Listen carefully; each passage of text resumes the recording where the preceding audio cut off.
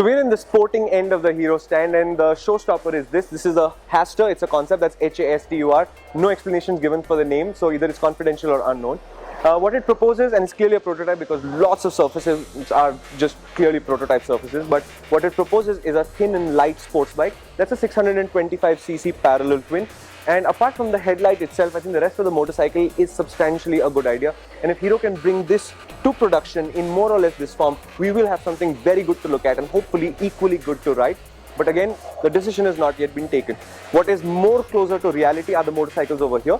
So this row of motorcycles are all the Eric Buell racing motorcycles. That of course is the motorcycle that races actually in the AMA.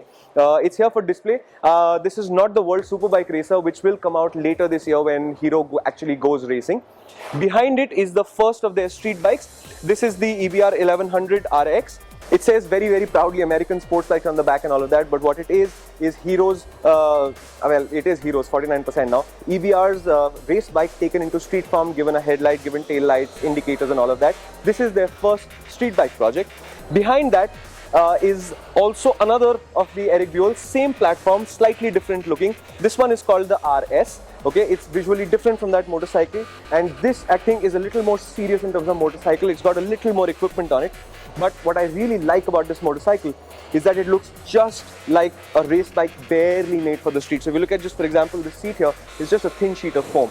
On the other side, familiar shape, that's the new Charisma, still not out yet, is going to be launched. But more interesting to that is over here.